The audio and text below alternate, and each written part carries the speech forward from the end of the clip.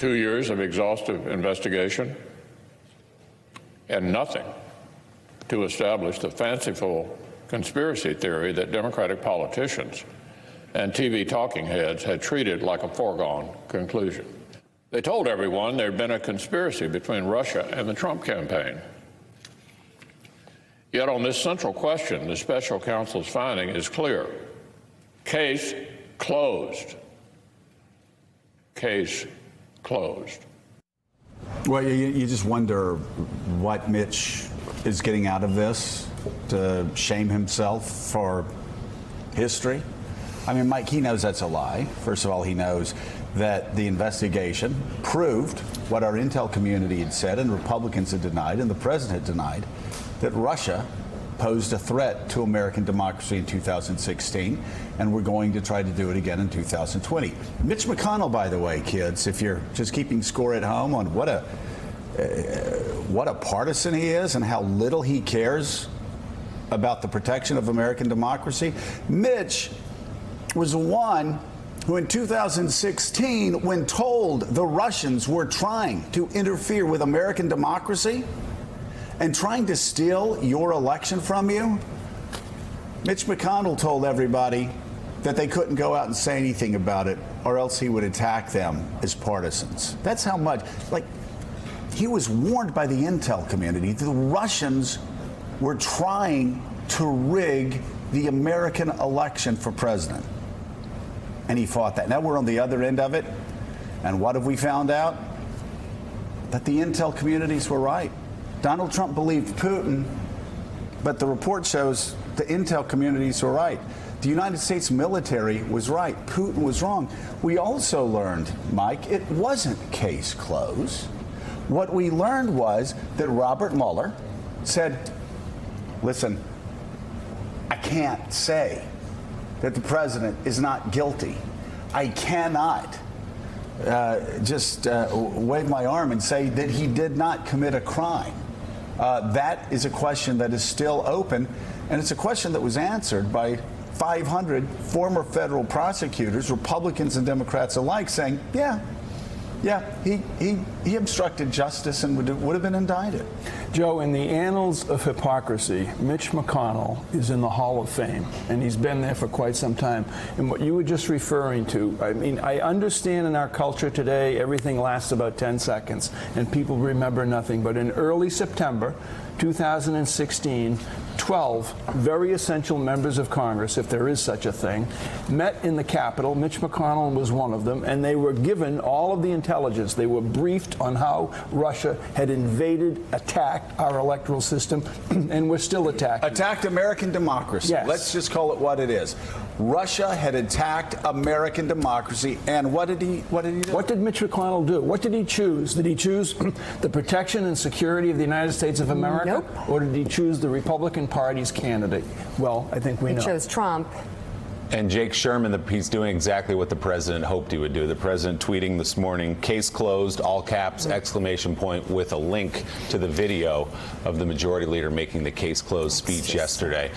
So the president, obviously, Jake, in the Republican Party, has exactly what he needs up there on the Hill. He has people who protect him, ultimately from impeachment, but also from things like getting the tax returns, from things like William Barr being held in contempt, on and on, or perhaps being impeached even. The president must be thrilled by what he sees out of Republicans. Well, Mitch McConnell's definitely the tip of the spear here, but I think we could say without a doubt that he's representing almost every single Senate Republican and most every House Republican. So he's not taking a position, Mitch McConnell is not, that's not supported by the vast number, the vast majority, if not all, elected members of the House of Representatives and the Senate, Republicans, that is. And I will say, I mean, we're focusing in the media and on Capitol Hill a lot on contempt and on impeachment and everything like that, and that's appropriate. But remember, all of this stuff is going absolutely nowhere while the Republicans hold the Senate. So it's interesting gossip and interesting trivia to know that the House is going to hold people in contempt, but it has very little actual meaning because the Senate is still Republican and controlled by Mitch McConnell, who believes that it's case closed. So, Julia, there are a growing list of controversies. Many people would say growing list of abuses. You could talk about Don McGahn not being allowed to testify. You could talk about not sending the unredacted report to Congress, which is another outrage. You could talk about an attorney general who committed perjury when testifying before the House. The list goes on and on and on.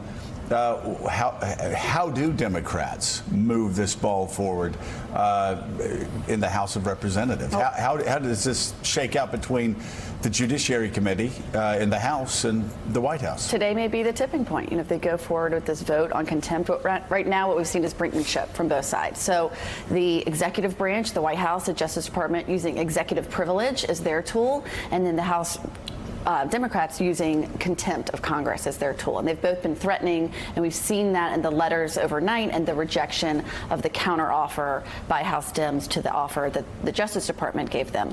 And now the Justice Department is threatening to put a wider blanket over executive privilege. And that won't just matter with the version of the report that Democrats want to see. They will also try to use executive privilege, as we've seen, to try to keep Mueller from testifying, to try to keep Don McGahn from testifying. This is a broad stroke interpretation of this law. And I mean, I think a lot of this investigation has sent us all to kind of rudimentary law school, but executive privilege is one piece of the law that isn't completely settled when you talk about whether or not people who leave the administration can actually be reined in, and whether or not, how far the president himself can go to protect this information. But this administration so far is pushing that definition about as far as that's what Nancy Pelosi was saying, is right. that the Democrats are being pushed toward impeachment, that he's goading.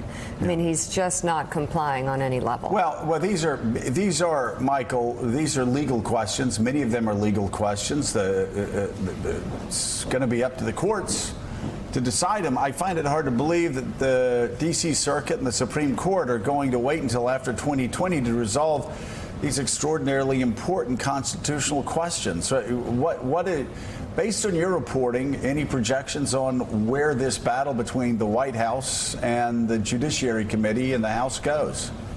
I mean, at the very least, it'll take months. But I think at a more important level, what's gone on here is that the Democrats have failed time and time again here to build any real momentum coming out of the report. Barr's sort of, the delay between his 4-page letter and the report coming out sort of dampened things. And then Barr's testimony sort of has been the last thing that we've heard publicly on this in a major way. We still haven't heard from Mueller. So the Democrats have struggled to build momentum coming out of the report, and they keep on being stymied here by the White House on executive privilege or on the Justice Department refusing to hand things over. And the question is that will they be able to get anything that helps build their argument? Will they be able to get a witness up there to testify in a way that can lay this out for folks, and the Democrats can try and make their argument? They just have not been able to do that yet. It seems like an uphill battle. You kind of wonder where Henry Waxman is today and what he would be doing if he was around. So, Julia, what happens if, let's just talk about what a contempt vote actually means as a practical matter. So it gets out of the Judiciary Committee, then Nancy Pelosi can schedule a full House vote on the question of contempt.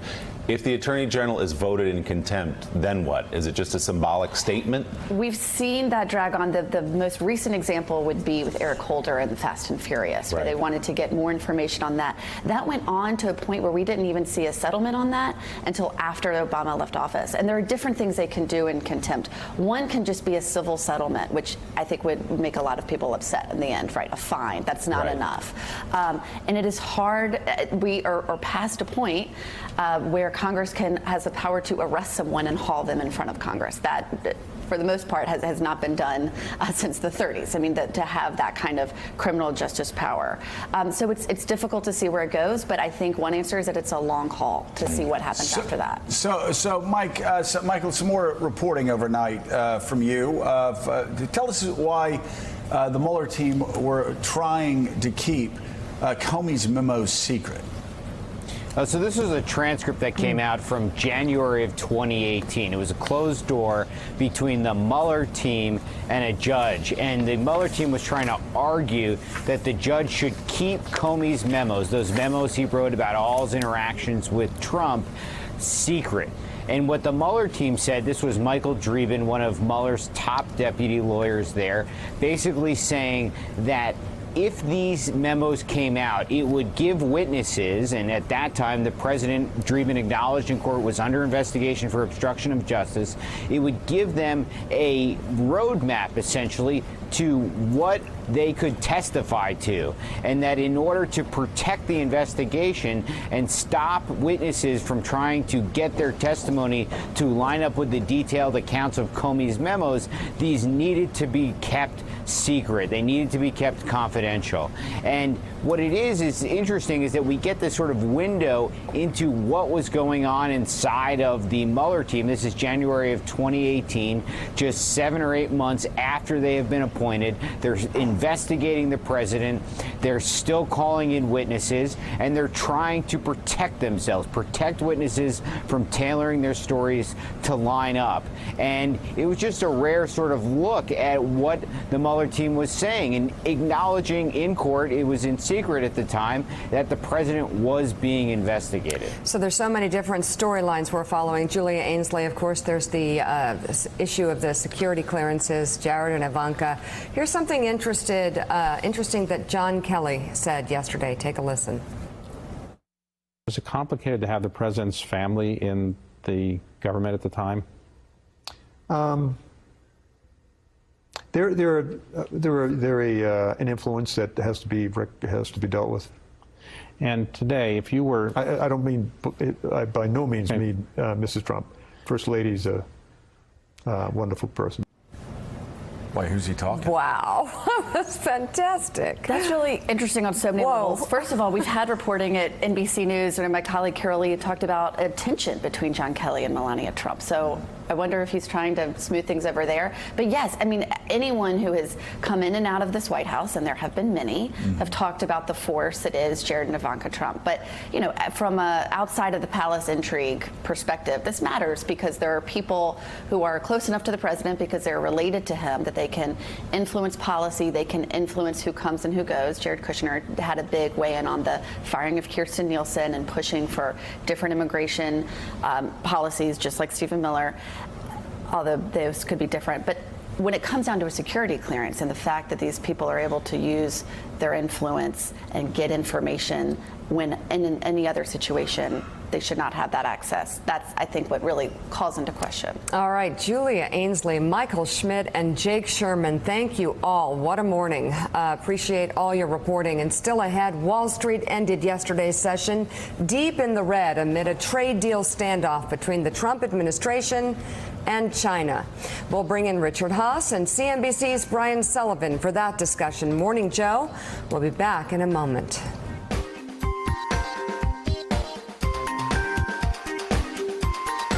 Thanks for checking out MSNBC on YouTube, and make sure you subscribe to stay up to date on the day's biggest stories. And you can click on any of the videos around us to watch more from Morning Joe and MSNBC. Thanks so much for watching.